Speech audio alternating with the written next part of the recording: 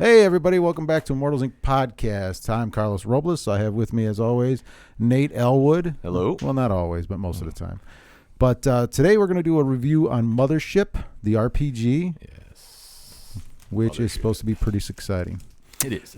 We are broadcasting here from Immortals Inc. Yes, we are open. It is part of the COVID rules, so Nate will be wearing a mask because he feels comfortable. We're all distanced 6 feet. You can't see it, but that's why I'm sitting in the corner. If the green screen wasn't up, I'm in the corner because I'm the baby, and they put me in the corner because I don't know how to act right. And but just so you know, we have it. The store itself is following all the COVID rules. Wear a mask if you come in. If you don't, I can take it to your house. I can ship it to you, or you can just wait till we're done. I mean, everybody has their opinion, but law's the law. But you're still open for business. Yeah, we're still open for business. Come on in, get your cards, whatever. No biggie. We got hand sanitizer. It smells like liquor. I think it might be liquor. I think Josh is just getting drunk all day.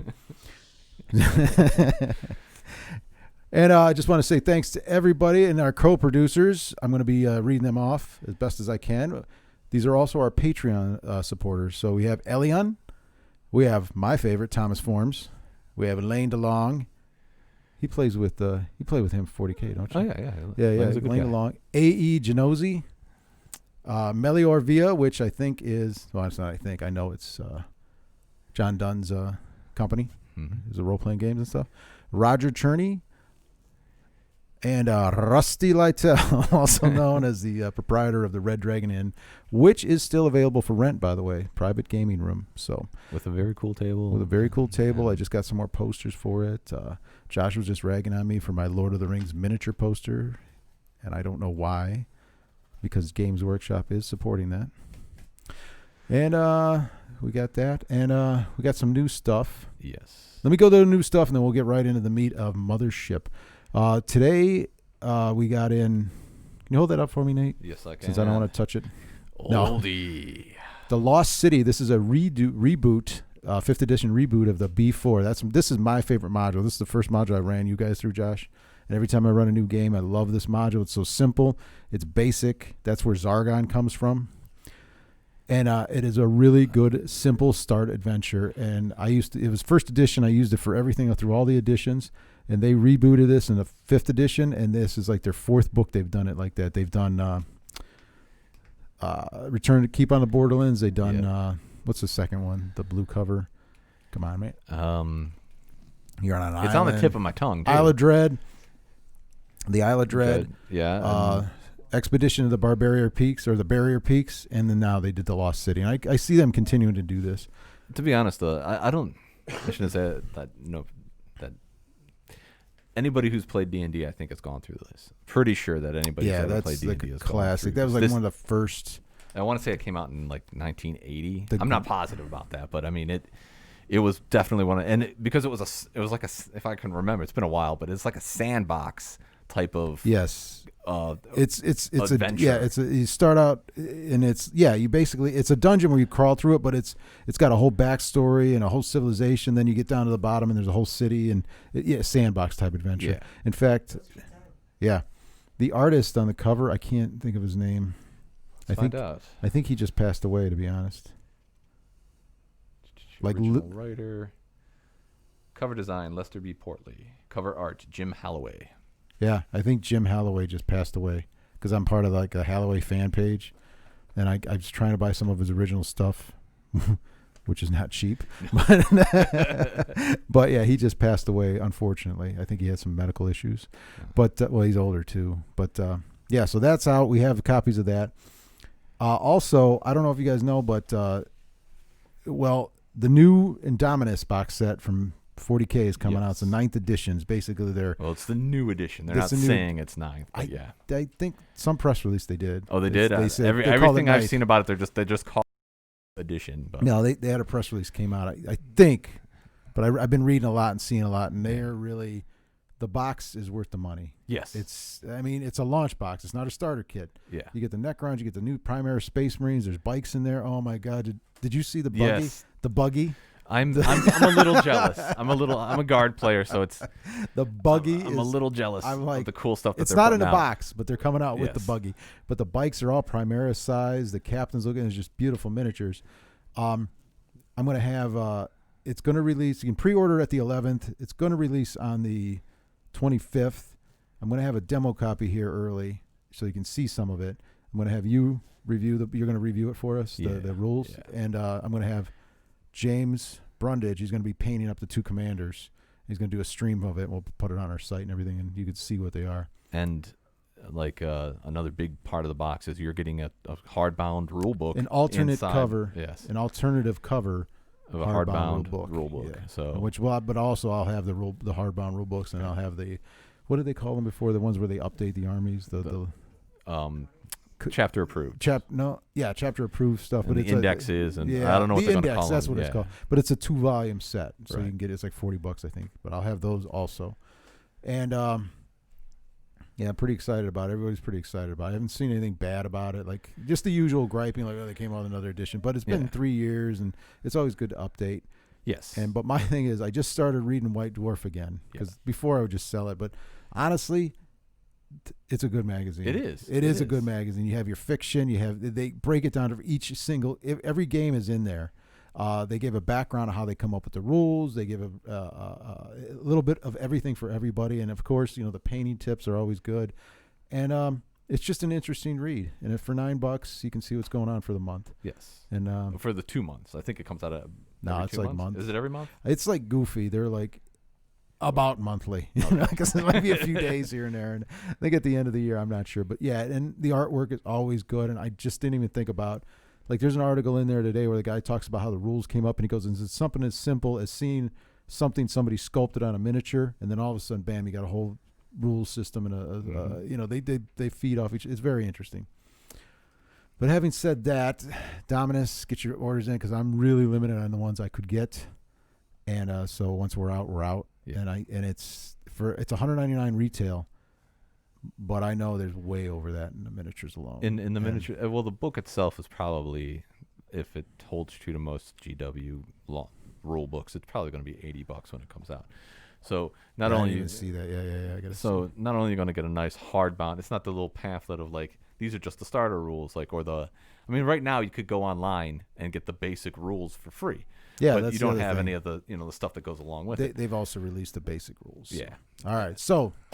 Let's get a move on. But that's going to be probably our next thing. Hopefully I can get that done, and we'll do that, and it'll be exciting and fun and blah, blah, blah. Well, what I'm looking forward to is to link it back to the RPG part of it. They are coming out with new rules that they call their Crusade rules, where it's going to be for the people who really like, guys like me who like more story than just, I think they're moving over towards that, away from... Not even... No, they'll still have competitive. Competitive's too big for them. Yeah, that was a bad But they're going to have some really good rules to have a way to upgrade your units as you play along in a crusade or whatever. So it looks pretty saw cool. Somebody who said they even have it where they don't care about the points or nothing. You just play. Yeah.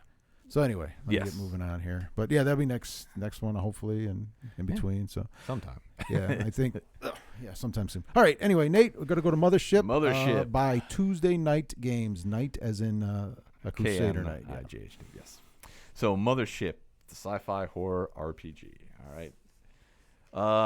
It's kind of it's a throwback for me because it feels like an old punk zine, it's like you print this in your basement. Yeah, but that doesn't mean just because it's this small booklet, it is jam packed with all the pertinent information needed for the game, and it's laid out in a pretty good way. But it's like a novel sized book. It's only 38 pages long. The artwork in it is to say it's simple would be doing it a disservice. I mean, it's not the... I like to say it's not high dollar, but it's by somebody who cares. Yes, and it actually adds to the theme of the book, and I think the crudeness, I don't know if that's the right word either, but the simplicity of them. It's a good word. It is what makes it really kind of fit really, really well. And I guess the author was also the artist, and I didn't know that. Yeah. So anyway, like I said, this book is jam packed. Every single page has a lot of information on it because having only 36 pages, you need to fit as much as you can. That's it. It's like a fanzine. It's almost like a little. It's almost like a fanzine, yeah. Little throwback. So this game basically focuses on the horror and stress of being a very small, kind of inconsequential individual dealing with the things and beings much bigger, dangerous, and mind-bendingly alien than yourself in the vast void of space. So it's basically a sci-fi horror game, like they put right on the cover. Mm-hmm. The system itself, I mean, it falls into the. It's basically a class-based system with D10 as your die for the mechanics. It's mostly a percentile roll in which you're trying to get lower than a percentile that is represented on your character sheet. So you only need a D10 to play the game? Oh, you need multiple D10s. I mean, that's the only die. Yeah, that's the only die you use. The D10 system. You don't need anything other than D10s. But there is a few mechanics where you have to pay attention to the way that they put it. So, like, let's say they'll put, like, for a percentile die roll, they'll put D%. Everybody who's role player knows that means a percentile die roll. Yep. So you have a 10s and a 1s die. Then they have like X D10. So that X could be any number. Let's say 3D10, 2D10. And if it's just like that, if it just says 2D10, that means you roll two 10-sided dice and add them together. So you get from 2 to 20. Mm-hmm. Now, if it says 2D10 but it's underlined, you then roll 2D10, add them together, and times that result by 10. So you can get between 20 and 200.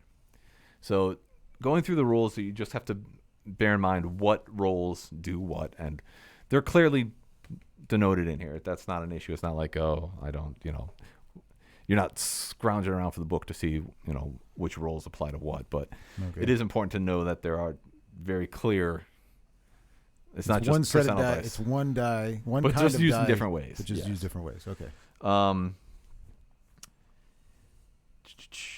Where was I? Oh yeah. Also, it uses kind of like the D&D advantage and disadvantage, where depending on the situation or whatever, you could have an advantage, which means you roll your dice, mostly, like I said, percentile. You roll it twice and take the better of the two options. Okay. And if you have disadvantage, you roll it twice and take the worst possible option out of those two rolls.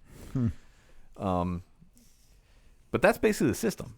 I mean, without getting too much into the nuts and bolts of it, that's basically the system. You roll percentile dice, and the GM will tell you exactly what you're rolling against, and it's basically you have a stat, and you have skills that can help that stat out, and you're trying to roll under it. So say I was trying to lift a heavy object. Yeah, you have a strength, so you're trying to, let's say if that object isn't something that's outright. Say I don't know, like Josh.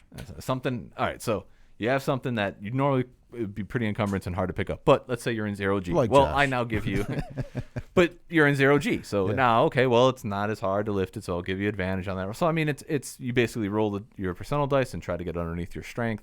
Plus, if you have any skills that would apply to it, okay, then so that your strength would go, say your strength is from 1 to 100.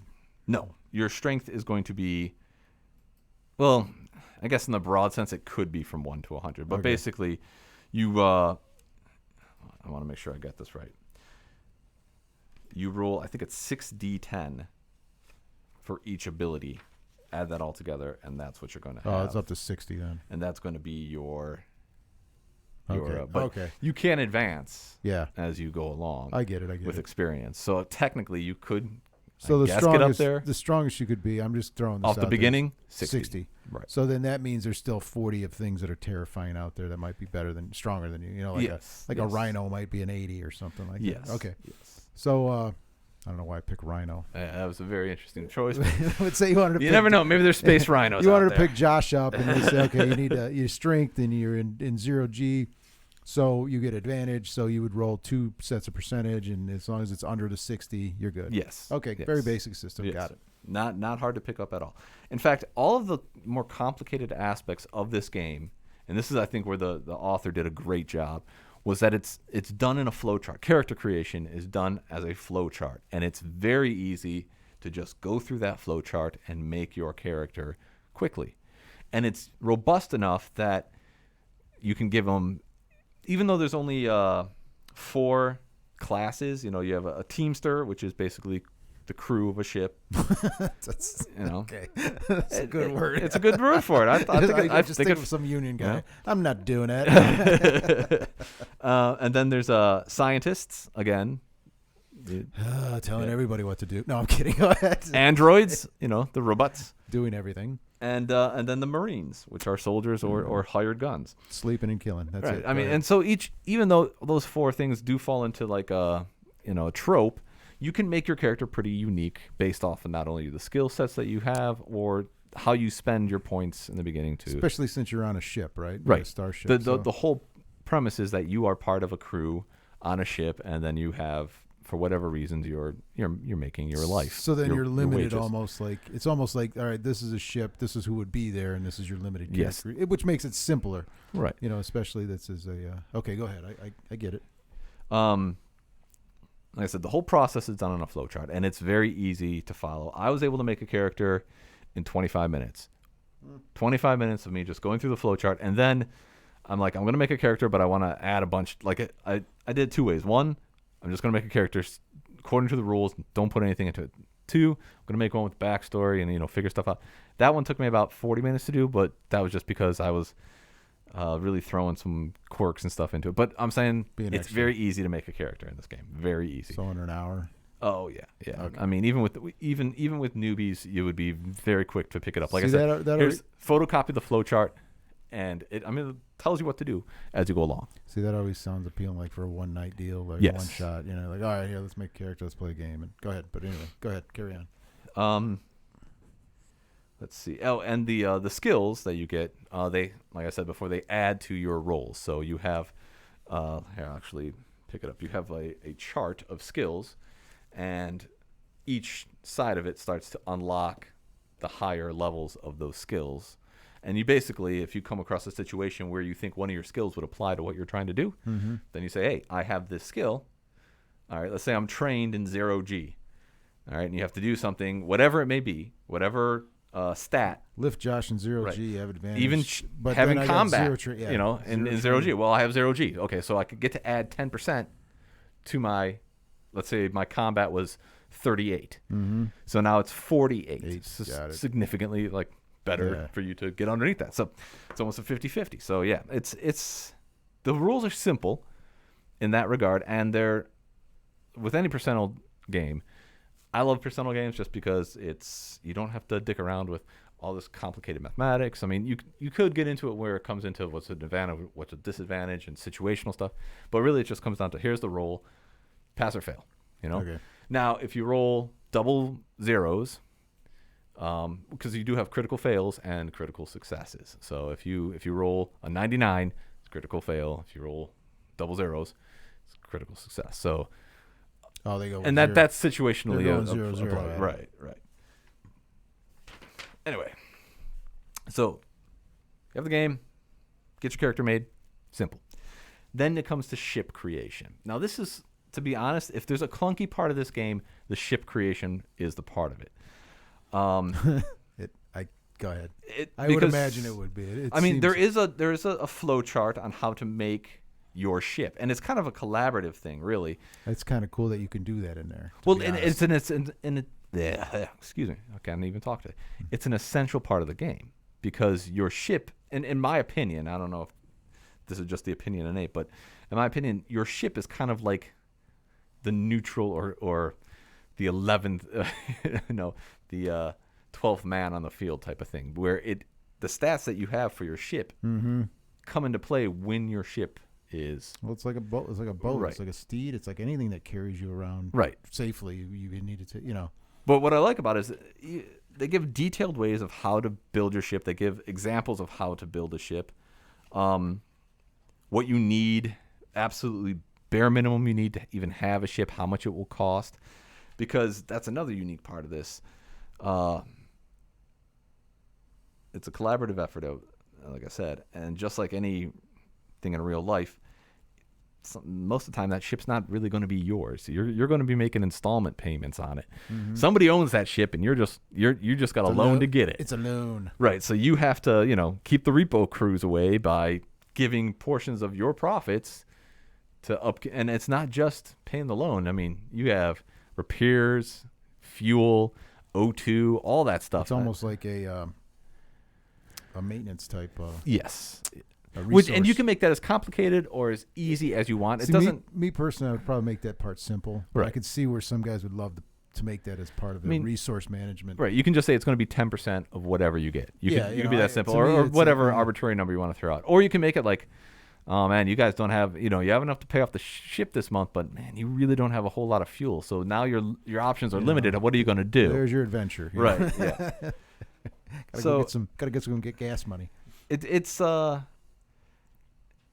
ship creation part. Like I said, I read through it. It took me about 2 times to really read through the whole ship creation part, and then I'm like, it started to really click with me. I'm like, okay, how many pages is it? Can't be. Oh, it's not many. It's not many. I'll count it out. I think it's only 1, 2, 3, 4, 5, 6, 7 pages. Yeah, so it's not like I'm reading a novel or something. Yeah, it's not like. But it does take a few times. Somebody should, obviously with any RPG, you should read through the rules first. If you're planning on running it. Yeah. But even if you're even just planning on playing, it would help that you have that one person that kind of knows what's going on. But like I said, the ship creation, I'm painting it off to be clunkier than it truly is. You read through it a few times, you'll get it. You'll be able to make a unique ship for yourself. And I know it's novel enough that they have like a ship page where you actually sketch out the decks of the ship and stuff. It's cool. That's stuff that I could really get into.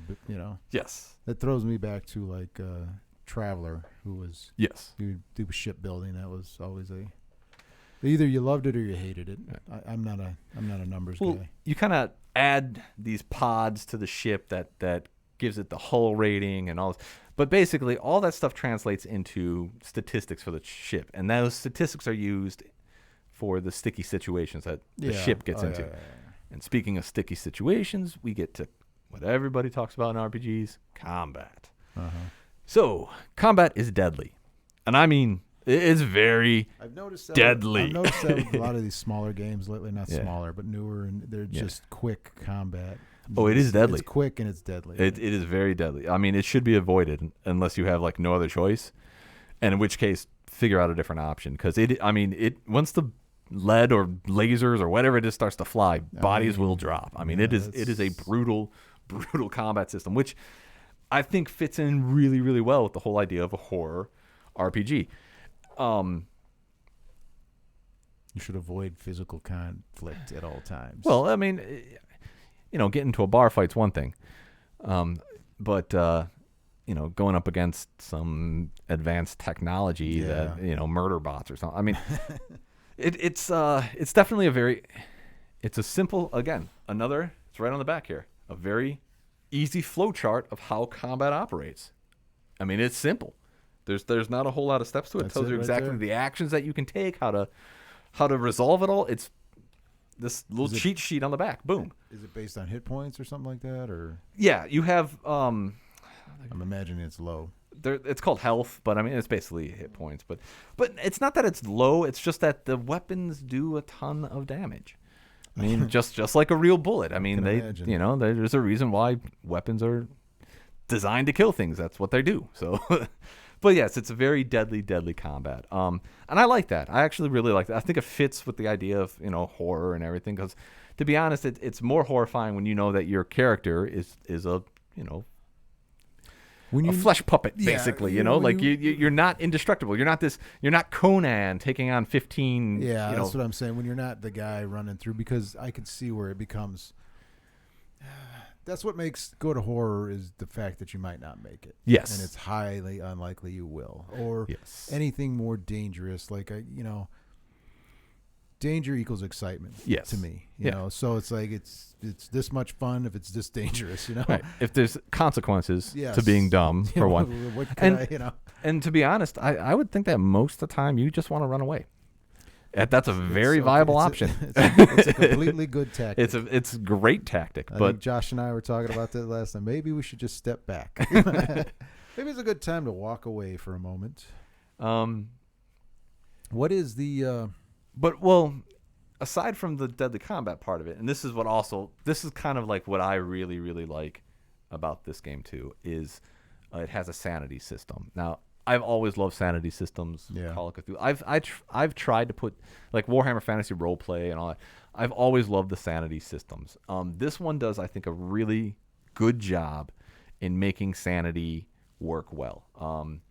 Basically, you have stressors like combat or getting hurt or your ship having troubles while you're in the void of space. I mean, all that stuff adds to your stress, and as your stress goes up, you could panic. And when you panic, bad things start to happen. And it's not like, like in Call of Cthulhu, you start growing tentacles or what have you. It's panicky stuff. So when that time where you need a calm, collective, cool mind, it's not there. And the chances of you then dying because you're not calm, collective, and cool go away, just like in kind of real life. You do something stupid. And how do they do that? So basically, every time you have a stressor, your stress level starts to go up. And when you get to a certain point, you have to roll for panic. There's things that will just trigger panic instantly too, like if you're a Marine and you're around other Marines and one of the Marines that you're around starts to panic, you could panic because that's your squad mate, and it'll break down. Or if you're around a scientist who comes across something really alien and wigs out, you wig out because here's the guy who's supposed to know about it is wigging out. Yeah. So I mean, the way that they set it up, it's not too complicated. It really isn't. There's ways to get rid of stress too. Like just like in real life, you get laid or have a drink or do something relaxing, whatever it may be. Takes away a little bit of that stress. But once that panic will happen on certain things no matter what. But your stress level is what, like, if you're totally fine and then you see something really messed up, you have to make a panic roll. But your stress level is so low that it's not adversely affecting that panic roll. But as your stress goes up, it is going to adversely affect the panic roll. What happens when your stress goes up? You could just, it's much easier to start panicking. When you panic, I mean, how does it affect the roll? Like if you're panicked in a combat, what is the... Well, if you go panic, let me get to the page. Like if you start to panic, there's certain effects that happen. Like it affects your dice rolls and stuff like that. Well, you could just fall into a catatonic state and suck your thumb. Oh, that's where it becomes role playing deals. Yeah. But there are like, where is it? Where is panic? There it is. Stress. Yeah. So when you have like a panic effect, it ranges from laser focus, where you get advantages on rolls because you're kind of like in the zone all of a sudden, kind of like an adrenaline rush. Yeah, tunnel vision. And that's a good thing, but that's if you roll a 2 to a 3, up to a 30 plus where you have a heart attack and you die instantly. Okay, that explains it. Got it. So, all right, that's pretty specific. Yes. So, and there's a lot in between there. I like that. And it goes back deadly. Yes. Deadly. Right. Okay, it's a very deadly game. Yeah. Now, this book and the system itself. I'm sorry. Allergies. This book and the system itself, I look at it as like the frame to a hot rod. Mm-hmm. It's got everything. It's got the motor mounts you need. It's got all the, everything is spec'd out the way you want it because you can make this. It's loose enough. The rules are loose enough that you can apply it to whatever ideas that you have. But it's just that this is just a chassis. It's just the frame and the lines and all that stuff. It doesn't have the body to it yet, and that's where you fill it in with your ideas. It doesn't give a whole lot like on the setting wise of the world. You just kind of assume it's our universe. It's obviously in the future sometime because we have faster than light travel and stuff. But or you get like when I was looking at it, I was kind of just drawing in my mind like aliens or Event Horizon or stuff like that. Yeah, okay, yeah, that's what. Yeah, those aliens, Event Horizon. Right. What's the one, Serenity or whatever? Yes. Yeah. You can definitely get that vibe from it, but there isn't an actual like this is the universe right now. This is this real is that. Core basic. Right. This is just these are the rules. However, there are a couple of adventures which you actually have out. Yeah, we have. By the way, we have all this in stock, and right. the prices on these are, what are they? $15? I think they're $15 a piece. This one is. I know they're 15 a piece. Yeah. Or downloading them, I think they're like $9 or something like that. Yeah, something like that. Better to buy them here though. This one right here. Hey, always support your local gaming store, guys. Always. This one right here actually won a bunch of awards. Dead Planet here. Mm-hmm. I think it was 2018 ENI Awards and stuff like that. Just I haven't read it myself. However, I did read about it basically, and I'll probably be picking it up tonight, to be honest. But all right. From what everybody was saying, not only is it just a good adventure, like as far as the actual plot and everything, it helps with the setting ideas a whole lot. Like this will give you the flavor of what Mothership is about. Like if you didn't come up with it on your own, this right here really helps flesh it out. And again, with this one, people are saying this is wonderful as well. The Pound of Flesh. So it's already being supported for an indie game. That's awesome. They have another thing coming up, but I think it's like it's on their website. I believe it's a support. They're donating something to the charities or something like that. And but it's another one coming out, and I think they're working on something else too. So, but yeah, they're support whoever wrote it. And it's like what I like is the title, like the Mothership. Yep. The Mothership Sci-Fi Horror. Just the title alone on that one sets the tone. That's what I like. This is a tone. You can think of something deep and this is all you have. And then even the titles of like Dead Planet, that's very basic, but the Pound of Flesh just makes you think, well, all right, what's going on? Because the first time I heard about this game, they were demoing it over there, and I just was sitting in my office working on something. Boring game store stuff. And one of the characters screamed out or something. I can't remember the exact quote. It was like, hey, listen, we can't just stand here eating each other. We need to get out of here. Like they were trapped on a ship. And I'm like, what game are they playing? And then this was the game. So, the first thing to it, like you're having a cannibalism problem. That's probably a pretty sci-fi game. Yeah. Horror sci-fi game. So, yeah. But I haven't heard anything bad about it. I think it's up and coming, and I like to always support like new stuff. And like you said, if the artist did the writer did the artist, the writer did the artwork. Yes, that means that's what I meant by like not professional, but he cared. So that shows that Sean McCoy. Yeah, that's a very good. He cares about his product, and I to be honest, like, is it well written? It is, and okay. I mean, there's not a whole lot of flavor to it. It's really, I mean, you only have 36 pages. You can't fit, you can't fit the fluff in, but it's the book is laid out, like I said, in a logical way, from character creation all the way through, making your ship and how the rules go, how the rules play out and how to make rolls and stuff like that, and then for the game master, how stress works, how panic works, how hiring mercenaries and stuff to be on the ship are. I mean, it gives a really, like I said, this is the chassis of the game. It's really meant for you to fill in the rest to make it how you want it to do. I like it. I really like reading through this. I'm like, it's very campy to me. That's what it feels like. It feels like a very campy sci-fi horror game that you could really have a lot of fun with. Yeah, because it's not pigeonholing you into one specific thing. You could make this however you wish. It has rules for how to advance your characters and stuff like that. To be honest, I see this more, and this is just my opinion, but I see it more of a game of you play this for maybe a week or something, and everybody dies, or ship explodes, or you like find some abysmal horror, or whatever it may be. Once a month, give together with people. Just a fun game that's easy to pick up, easy to learn. It must be good because they deal direct with us, so I deal direct with them, which I appreciate. But I ordered I think I had 6 copies of each, and it's pretty much almost sold out. So I just got another order from them. So I have a fresh order of these guys. So I got plenty right now. But they're easy to deal with. They're nice to talk to as far as companies go. A lot of times you're just difficult. I think they're all around. How do I say this nicely without offending anybody? Sometimes when you're trying to deal with somebody to get a game, they're not friendly, or they're looking for an angle. Yeah, or goofy, or they want to argue. No, these guys have been more than pleasant. They even had there was a little error they had in shipping, and they took care of it right away for me, and no issues. But always nice, always polite. So, I like them. What it feels like to me, again, this is the opinion of Nate. It feels like this was somebody's home brew that they had that probably took years and years for them to really kind of tone it in. To what they wanted it to be. Because I can see a lot of inspiration from a bunch of different RPGs in here. Like, hey, I want a simple percentage rolls for this, that. I don't want a ton of skills. I don't want, all these different stuff. And I like that there's a flow chart. Yeah. I can't sing that praise enough. I wish more RPGs would do that. Just here's the most complicated part of our game. Here's a flow chart, and you can just go right through the arrows. Yes, no, oh, okay, I go here. It's fantastic. And I give this game a solid 8 out of 10.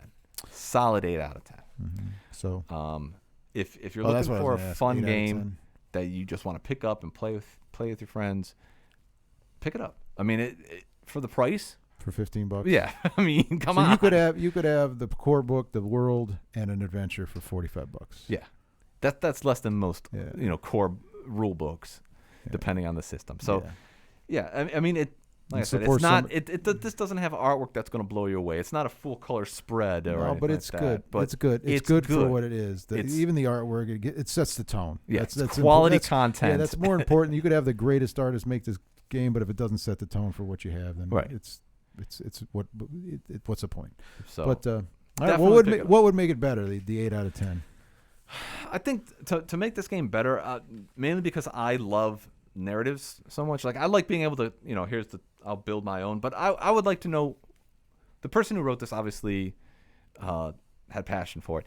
It would have been nice to have. Well, this was my universe for. Oh, okay. I would have liked to have seen that type, and that's where I think that's probably why I'm going to pick up these. That's where those come from. I think that's where these come in. Yeah. But that's just again, it's my opinion. It's your opinion. No, it's good. Yeah. I mean, a lot of people. But it was 36 pages. You can't put in that kind of stuff. That. I mean, you just couldn't do it. Let's say, hey, I'm bored tonight. Let me go grab something to read. And right. I have a game. I have an idea. It's something good. All right, cool. Anything else? Any last minute thing about anything? No. As always, support your local game store, and you guys are still open. So come Immortals on Inc. We even have an online store. We have poor Grayton. I've been cracking a whip on him for getting that stuff up online, and actually he's doing pretty good. He's moving faster than I thought he would, and I got to figure out what's going on. Josh, as always, is working hard on everything else. Nancy's sorting cards. Shali's still having a baby. Diana is still running around here. Diana's working Sundays now, Saturdays, Sundays. Josh is now working Mondays through Fridays. Who else is here? Shali. Oh, poor little Sophie. Sophie is and hopefully this by a bunch of pandemic starts to decline a bit. Yeah, I think people could come back out and roll some dice and have come back out. I think it'll. Hopefully this heat kills a lot of it and people just start going whatever. We'll see. It's like anything. It's every 100 years, guys. Come on. Get over this. Let's go. Every 100 years. And that's about it. Again, I'd like to thank our producers, our co-producers, which are any Patreon supporters, which I mentioned earlier. I think Josh has their names up. All right, here. Look at that. Huh? You can't see it, but it's cool. So... And you can always support us on Patreon. Just look for Immortals Inc. We're on all these platforms. If you guys are bored at midnight, go on Facebook and look for Josh's Disabled Gamer. He is streaming like a little crazy man. He's got, 20,000 followers? 23,000 What game are you playing right now?